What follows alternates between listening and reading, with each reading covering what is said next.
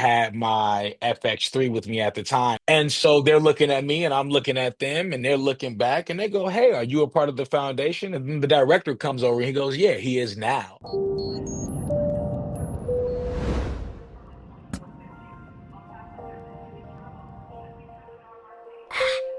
Ladies and gentlemen, welcome to another episode of Boarding Pass. This is your pilot, Denzel Whitaker, joined by... Jayden, Choi, your co-pilot. That's right, and on this wonderful flight, we want everybody to sit back and relax on this wonderful red eye. It's gonna be a long flight, I'm telling you. Maybe a lot of turbulence because of the guests we have, but I anticipate this is gonna be a bumpy one. Ain't that right, Jade? Yeah, we just, met like briefly a couple of minutes ago before the record starts. Uh-huh. Man, hell of a joy. Yeah. I'm trepidatious about this one. But you know what? I do want to talk about something. Ladies and gentlemen, everybody at home, do you see what my man Jayden is doing over there? Ah, man, stop. Oh, just look at the setup. Okay, we got some new art. We got a clapper board. What? Are these blinds new? I ain't even seen these blinds before. Look at the beanie. Check out the brand new merch. Shout out brand new. The shirt we're wearing right now, brand new. This is not just a uniform, Yeah, look at this. This is a new film, brand new film, available on All Black and AMC Plus, co-written and co-directed by our host, our pilot, Denzel Whitaker, by himself.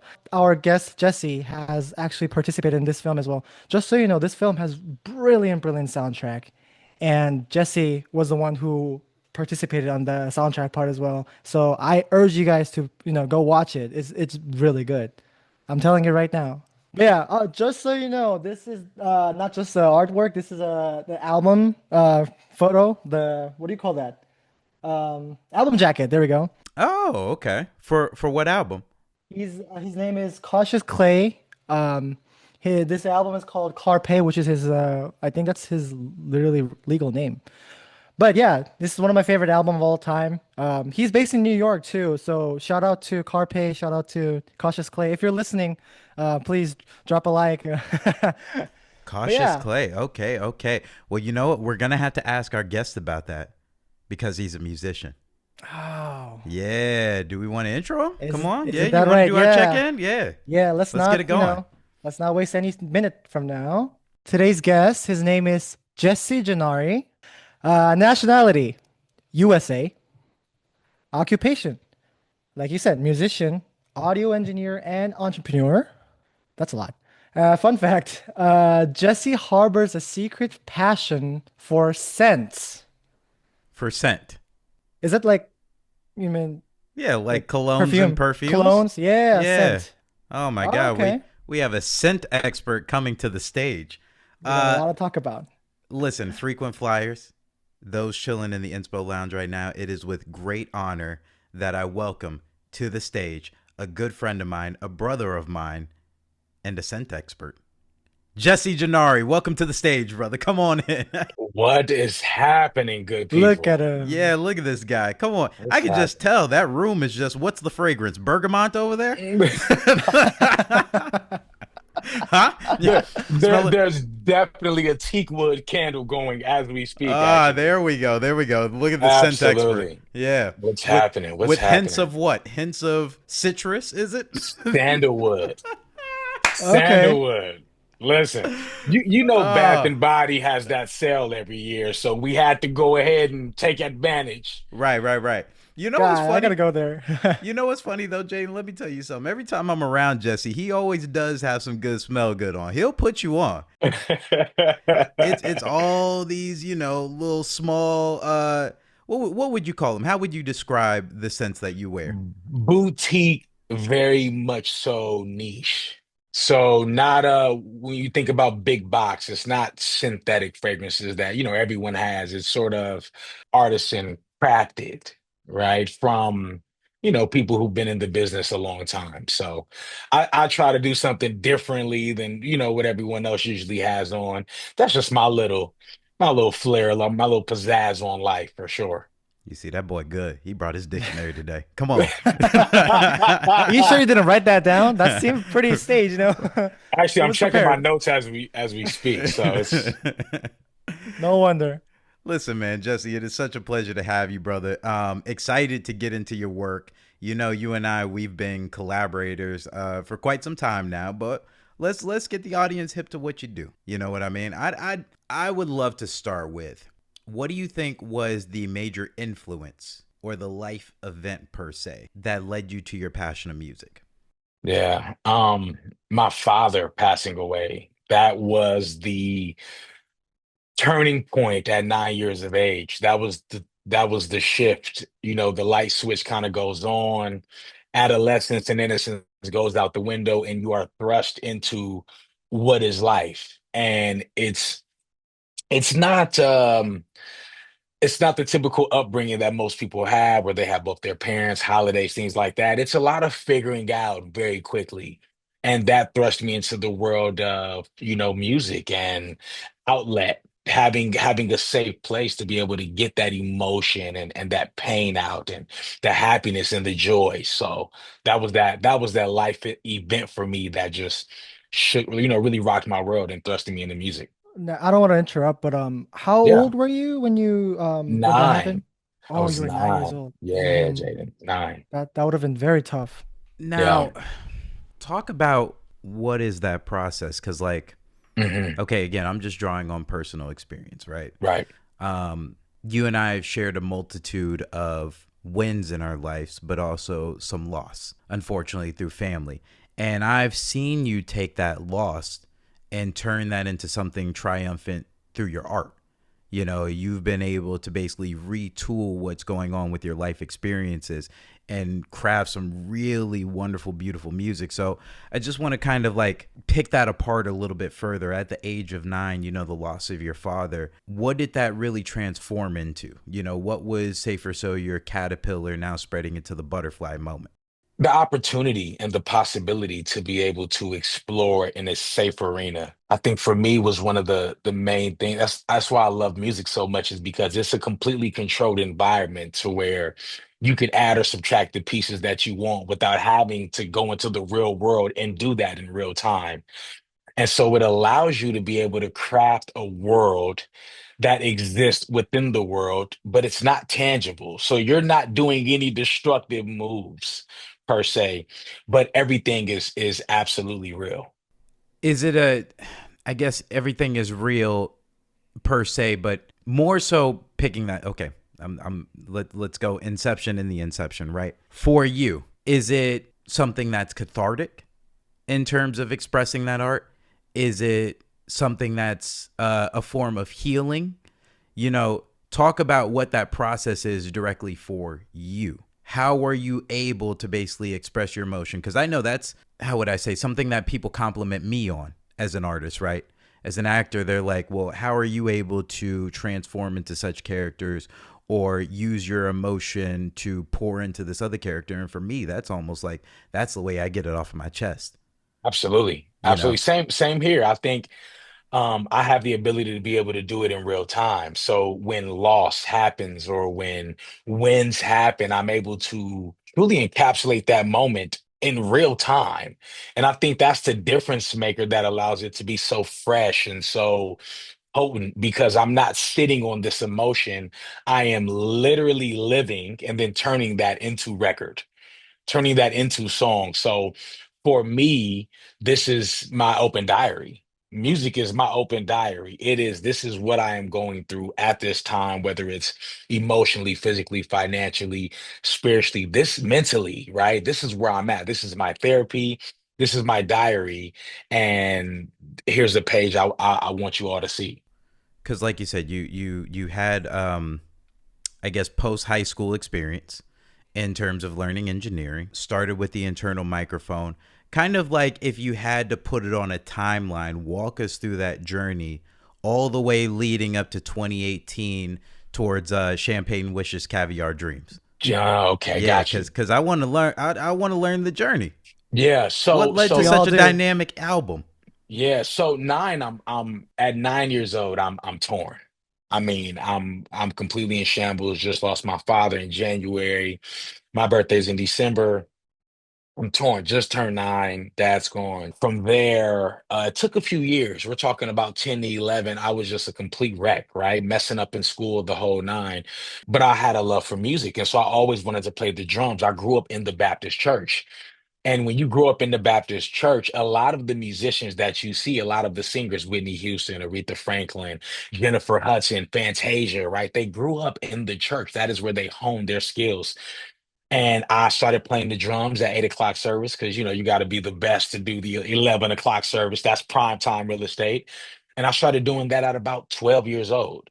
And so I wasn't even doing the rapping per se. I was just kind of just fiddling around with the drums. And I went from drumming to rapping on beats, YouTube, right? This is when YouTube was like you could just look up the Lil Wayne. I think Lil Wayne was doing the Carter series at the time, and I was just ripping beats from there and I was writing to them because I didn't have a computer at this point, so I couldn't do that.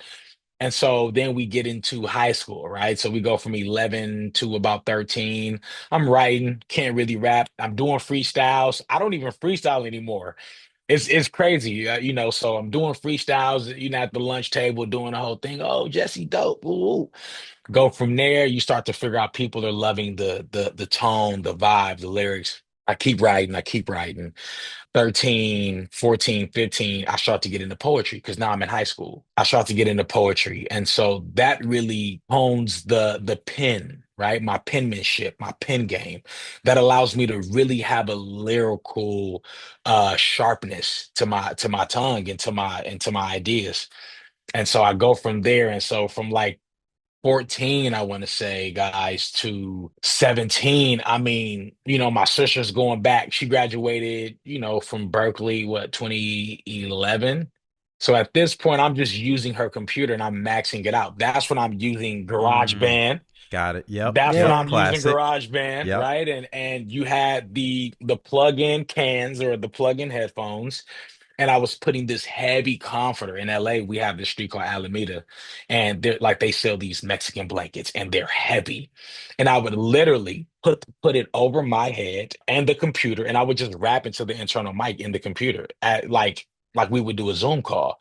But I was just rapping on beat and then doing one takes and piecing that together. So I mean, that's how the whole thing started pre me going to school for audio engineering. Now, I mean, you're credited as what? A musician, a lyricist, a songwriter, an engineer, right? Where's your heart drawn towards? And I hate that question. You know, when they ask you, like, oh, you're an actor, Right. you're a director. Where's your Right. heart drawn towards? Who's your Right. favorite kid? But I'm going to ask you. Yeah, exactly. Pick your Yeah. favorite kid now. If Yeah. somebody got a gun to your head, who's your favorite kid?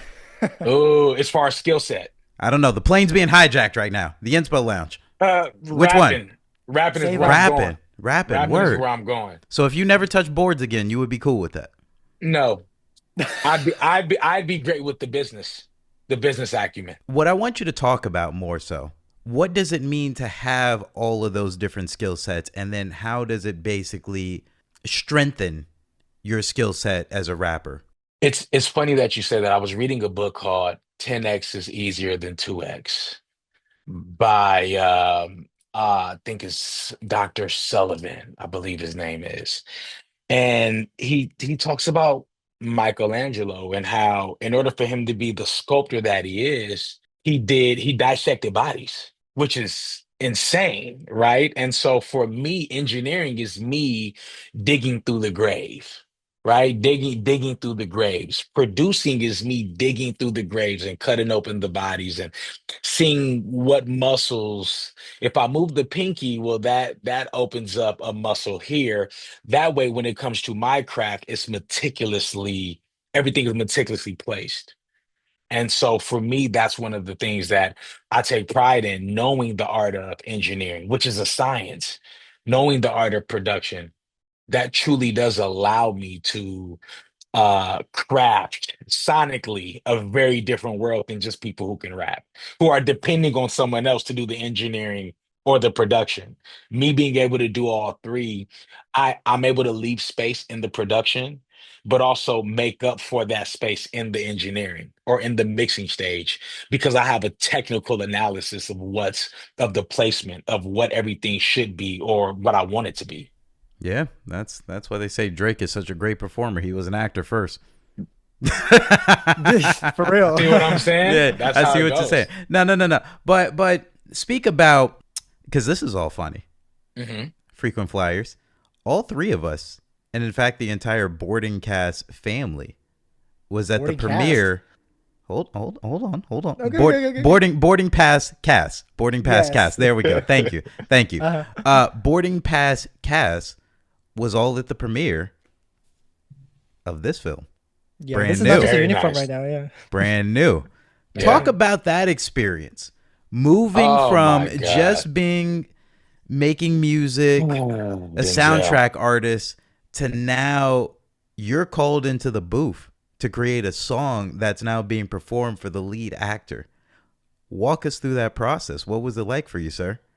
It's always been a dream of mine to do television and film. And I was doing television, had commercials, had, music and TV shows, and that was all cool, right? But when you get an opportunity like this from a friend so dear, it makes it that much more special. It's like, hold on, how do you know this? Like, are you reading my journal at night? Like, are you sneaking into my home and flipping through the pages of things that I wrote a decade ago?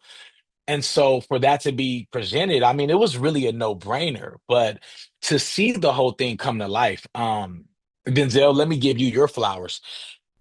Denzel is truly a gift giver, right? I agree with that. I'm like a make-a-wish kid with this guy, Oh my right? I'm like, god. yeah, Oh Jesus. now I'm getting a bit more forceful with what I want, but Denzel has a way of just bringing it to life.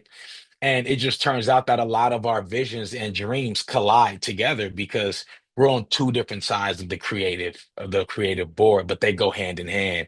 Music goes with film, music goes with television, music goes with every aspect of life. And so to see, I mean, brand new come to what it was. I remember Denzel giving us the pitch deck. I was at Maestro's. Denzel comes through, yo, want you to come through.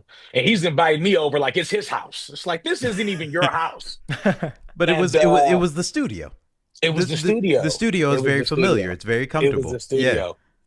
For me, it was flawless. For Denzel, I'm sure he has a very different story. No, I have nothing but great things to say. Yeah. Especially with regard to you, because one of the things that Jesse happens to be, Jayden, as a collaborator, is he's just open. He's like a mound of clay where he just shows up and he's like, "What do you need of me?" And you can't ask, for more of a better, partnership walking into a situation like that, because I am gonna have to ask him of something he's not used to doing. I know your rap Yes. I know your rap style very well, but I also know the pen very Yeah. well. And so Yeah. it's one of those things where, yes, I need you to write in a different cadence. I need you to Hmm. perform this in a register that's lower than your voice. I Hmm. need you to almost take some of the acting skills that Yeah. Maestro and I had, and I need you to act like you are this character Yeah. rather than you putting on the performance that you have, so Absolutely. expertly performed and you Yeah. maintained and practiced that over the years. Hmm. So, leading into my question, I guess, what was the biggest takeaway from the entire experience? My takeaway with that, get around people who are going in the same direction you are going and do everything for them. Do whatever they ask. Do whatever they ask. It's art. It doesn't cost me to do this, right? It does, but it doesn't, right?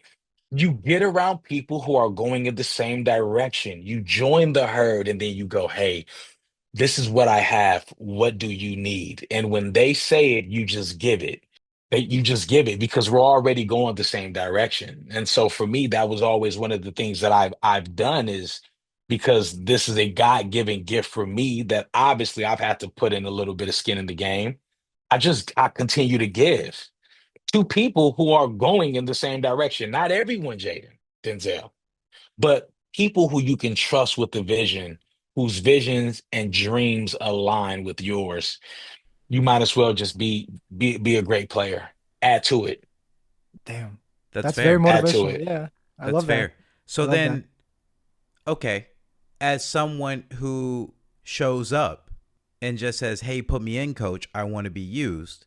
How do you then apply everything you've learned from your artistic journey and now funnel that into giving back to your community? Because, as we know, you've been quite active, especially with young students, helping to foster their dreams.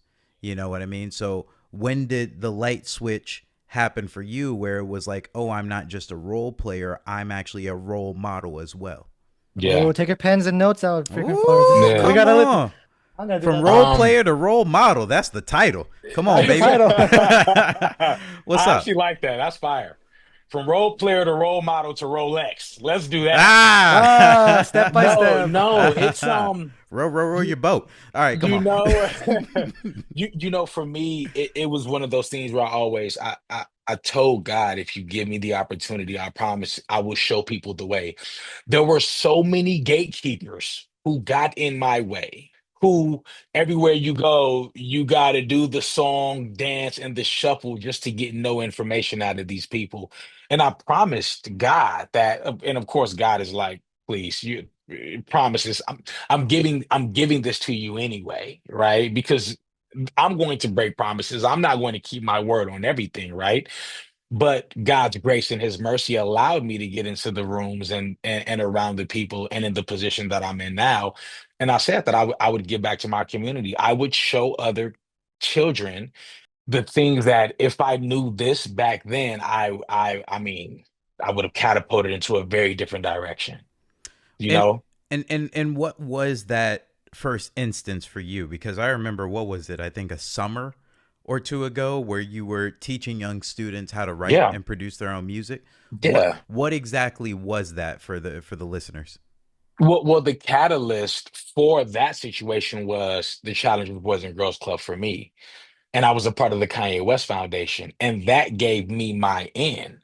Now, Kanye was never there doing the production or anything like that, but he had the resources to be able to implement and give those, those viable resources to the Challenge Boys and Girls Club. And so one of my cousins, she spearheads one of the initiatives in Los Angeles, the county called Delete the Divide, which bridges the technological gap between, technology and inner city communities that obviously cannot get the technology right at scale. And so she called me, "Hey, cuz, what you doing?" "I'm chilling. What's happening?" I'm always working. I just say chilling because there's no point of going, diving down the hole. "Hey, yeah, I'm comping vocals." She doesn't care, nor does she know. She's like, "Hey, I'm going to be at Sunnyside, which is the Haas Foundation, Heart and Soul Foundation. Come through." And if you know me, I always have a camera with me. And so I had my FX3 with me at the time, which just happened to be a Sony camera. And I pull up and then I'm vlogging, doing my thing. And it just so happens that Sony is in the building at the foundation. And so they're looking at me and I'm looking at them and they're looking back and they go, "Hey, are you a part of the foundation?" And then the director comes over and he goes, "Yeah, he is now." And so because I just had the camera rolling because that's just what I do. And then Sony, they have a headquarters in San Diego and they're asking, "Well, is this one of ours?" And I'm like, "No, this is my camera." And so now they're even more intrigued because they're like, "What are you doing with the FX3?" It's like, "What do you do?" And so from there we had a conversation about music and production and engineering. And I guess because of that conversation, amongst other conversations, I wasn't the only person who contributed to it. Sony ended up sponsoring that year for the Wow, Heart and Soul Foundation. And so the it's meant to director, be. yeah, the director was also the senior pastor, brought me on. And he was like, "Hey, I want you to work alongside, the other guys that he had doing the music thing." And he's like, do what it is that you do." And so I did that and we created three great records that are amazing. I want to put them out, but there's kind of red tape with that type of stuff. So Wait, so they're not out yet? not like they're not out in on streaming per Okay. se, Uh-huh. but those are records that I produced for the kids, the camp, Uh-huh. and we worked through those records, and they loved it, and I loved it because I really got to see the inside of the hearts and the minds and the spirits of these children, especially in the inner city of Los Angeles. Again, I'm going to be a little bit more personal with you in this moment because I know it's also a testament to your personal growth. You shared some stories with me about, or at least some insight with the children and what they were dealing with. And now to reflect upon that and to think about your 9-year-old self and how you found an outlet of music, can you just kind of share what you found out working with those children? But then also, like, dude, you are a walking role model. You're a living legend, having worked with those children. Please just share that with our frequent flyers for a second. The children are hurt. They're going through immense pain. It broke my heart just to even be a part of that process because making music is such a spiritually taxing activity. It's so taxing on the spirit, the mind, and the body. And even with the boys, right? We them boys, that's what they call themselves. And their hook was raindrops keep falling. Raindrops keep falling. I'm a star, I'm a shine, I'm just waiting on my time. It's a testament to where they are. It's the same thing that I do in my music as a grown man. It's being my own cheerleader. Raindrops keep falling. How is a 10-year-old? How can he relate to raindrops keep falling? But he's saying it in a sense of tears, in the aspect of pain, not having enough food to eat, not having clean clothes all the time. And he's cultivating a world to where raindrops keep falling. I'm a star, I'm a shine, I'm just waiting on my time. It's him reaffirming himself. Raindrops keep falling. Raindrops keep falling. Raindrops keep falling. I'm a star, I'm a shine, I'm just waiting on my time. You know I'm super fly. I got them Bibles in my pocket. Tryna wait on my time. Tryna get that bread, God give it to me on a daily. Hey, you know I'd rather have God than pull up in a brand new Mercedes. Hey, I get that girl a ring before I ever get that girl a baby. Say the name JoJo, I will not go solo. Come on, little man. God, for his name, I go loco. My name TJ, I'm the top star. God said bless his beat cause Oh, it yes, go he is, hard. TJ. Raindrops keep falling. Raindrops keep falling. And I'ma keep on balling. And I'ma keep on balling. Woo! Hey, yo, nah, for real. God. Yo, that's a bragging right even as an adult when your teeth is white. Shout out. Right. That's really well made. Yeah. Yeah, man. Now you could hear it. You could hear what those young men are going through. That's Yeah. incredible, bro. What was that session like recording them? Watching them perform the lyrics that I imagine they wrote down their lyrics, yes? Yes. Yeah, what was Yes. that like just being in that studio? They always talk about the greats like, oh, I wish I could have been in the studio when MJ recorded such and such or when Yeah. Tupac did hit him up. Yeah. What was it like when they recorded Raindrops? It was like a rap video. Nah, It was a rap don't tell me they video. had the entourage in there. Everybody was in the studio when they were recording that. It Yeah. was some of the muddiest vocals ever recorded. Because Oh man, I just heard it. everybody was in there. Raindrops keep I matched Sunny Side and I've been going him. I had to tell them, listen, do not talk during this. So no, it was a joy to see them. It was definitely they've been watching too much YouTube.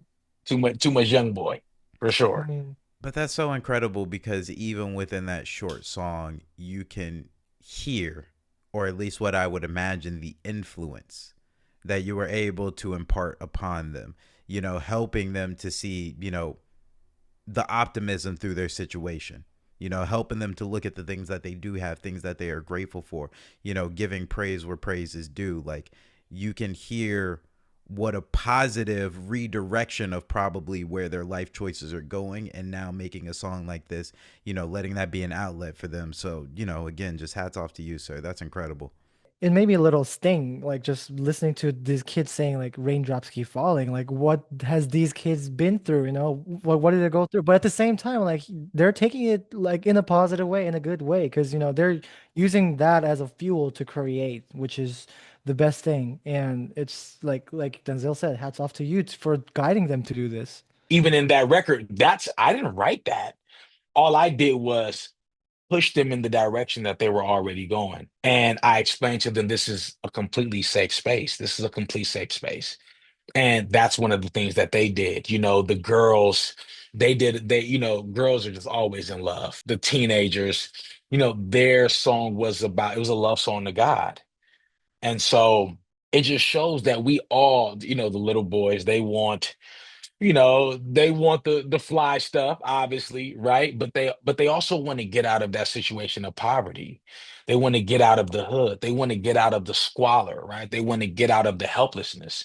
And you can hear that. But also, isn't that just like one of the main problems of underserved communities, is just not having the resources? There are plenty of brilliant individuals out there who just don't even have the chance, let alone the exposure. So hats off to you, man. It's really commendable work of what you're doing. I understand that you are in the last stages of developing your own organization after having that Yes, experience, correct? Can you talk yes. to it? Can you talk to us about it? Absolutely, absolutely. The Esther May Scott Foundation is based off of my great grandmother, Esther May Scott, and she was a musician. She did her first album when she was like 78 years old, which is kind of crazy. And so for me, it's like I can just pump out record after record after record. And she had to wait until she was 78 years old to do it. And she traveled around, major political figures doing, the Chitlin circuit back in the day and in the South. She traveled and she sang and she played her guitar and she was multifaceted and worked as a housekeeper for, the Jewish family back in the day. And so this is sort of my ode to her in a sense. And just maintaining the family legacy of music. So that's what this is for, and it's for inner city children to be able to express themselves and have the technological edge, right? That most people should have. You know what I mean? Just having access to the technology in order to make great creative projects come true. They should have that, and they don't. And so my job is to make sure that they have that, teach them how to use these instruments of brilliance, and then let them run loose. Not too crazy, but let them run wild for sure. So it's fair to say music has always been in your family. The arts has always been Yes. in your family. Yeah. And now you're just giving that back. Yes. Your I love Yes. ancestors that. would be proud, man. Man, thank you, brother. No, Thank Yeah, you. you're you're Thank doing you. the right job at the good job, man, Jesse. Yeah. And, Hats and off for and you sure. and you all are helping get the word out, right? Hmm. Because there are so many people who want to, and I think sometimes there's just the red tape. There's maybe not the reach, or they don't have, the people or the backing, right? Because oftentimes we think that it's a financial barrier. And that's always the last step. But I'm a firm believer that if you don't have something, someone else always has the missing piece of the puzzle. And finances are one of those things we say, well, we need the money first, when in actuality, you need to get the ball in motion. The money usually comes anytime the vision is already in rotation. And I think that if more creatives knew that, we would be able to do a better job of not looking for the financing first, but get the vision down and get a prototype and get something that's, do the thing first at that level and then go, hey, listen, if we want to take this to the next level, this is what we need. And usually there's always someone who goes, how much here? At every level, whether it's 10,000 or 10 million, there's always someone at every level who can provide finances in order to make the dream come true. so And I'm so just a firm believer of it. big question. Yeah. How can people support you? How can they help build this vision up? How could they find you? Where can they find you? Well, let's start with Instagram, at Jesse Janari. Definitely start Instagram, Jesse Janari. My email, jessejanari@gmail.com. I'm following you right now, by the way. Yeah, thank you, thank you. Frequent followers do the same. All right, we have taken enough of your time. We have gone way over the time limit. The last question I got to ask you, because we always have something fun of all of our guests. What is a fun travel story that you have for us, sir? Oh God. I flew standby with my mother. I'll never do it again, guys. Oh, Jesus Christ. I'm sweating just thinking about it. Oh boy, what happened? Yeah, Denzel knows I like to be Jayden, I like to be comfortable when I fly. And it's because I'm traumatized. It's a trauma response, guys. This isn't something that I'm making up. I was really traumatized. I think we were going to a family reunion in like New Orleans, and we literally flew from like LA to St. Louis to Chicago to somewhere else and then to New Orleans. And I was like, hold on, I thought we were going from here to New Orleans, and we went and we flew standby. And my mom at one point was like she wanted to turn around because we couldn't even make it out of LA, right? This is when standby was becoming a thing. And she was like, well, we don't want to split up. And one flight, we missed the first flight. And then the second flight, it's like there's only room for one. And then the third flight, it's like there's only room for another one. And so at this point, my mom is like, no, like we can go home. And I'm like, we're already here. And so we get on like the fourth flight out. We're at the airport in LAX for so long. And then we finally get up out of there. And then we go to, I think, St. Louis. We shotgun to Chicago, and then we spent the night in Midway, I believe it was. And I was like, at this point, I was so exhausted. I said, I will never, ever fly standby again. And so that was one of my most, everything else is like plush. All my other travel stories are like plush. It's like, oh, I walk up and I just get on the plane and it's a beautiful thing. And I'm sitting in the Amex lounge. But no, this was the story that sparked all of this. So I'll never fly standby again. You see what happens? He been getting Ever. money for too long. That's See, what it here is. you go. See, Yeah, here yeah, you go. yeah. Okay. Last thing. I promise I won't take more of your time. All right. The tagline of I'm our charging show. you. Oh, Jesus.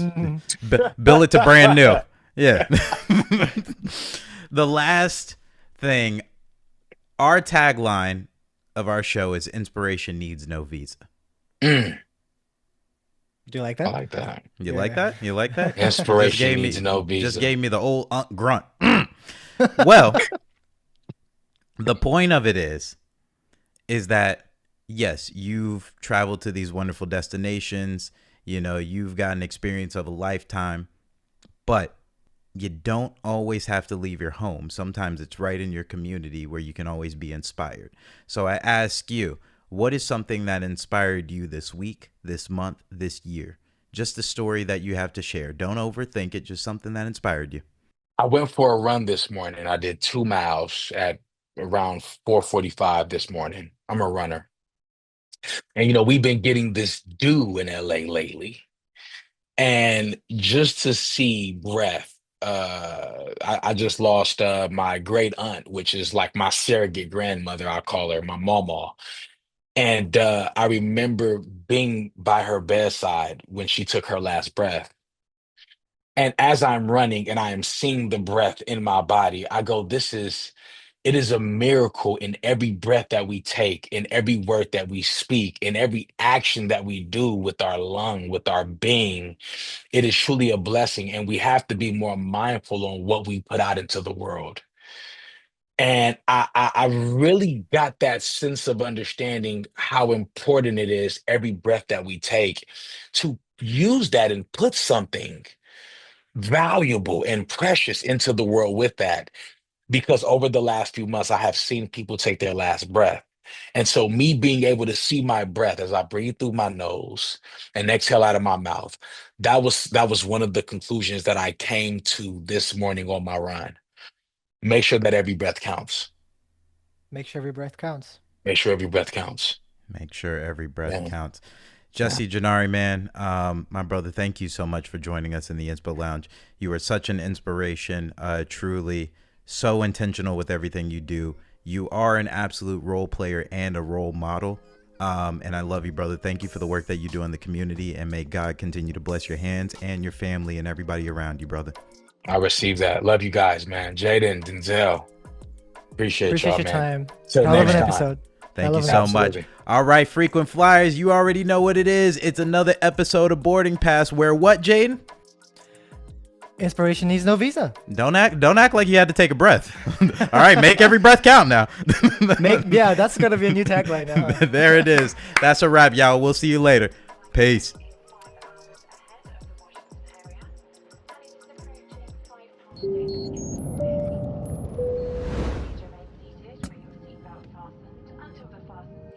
Boarding Pass is brought to you by IYMS Films, available wherever you listen to podcasts.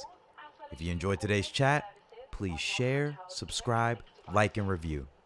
We definitely want to hear your feedback, and we always appreciate you tuning in. We'll see you next time.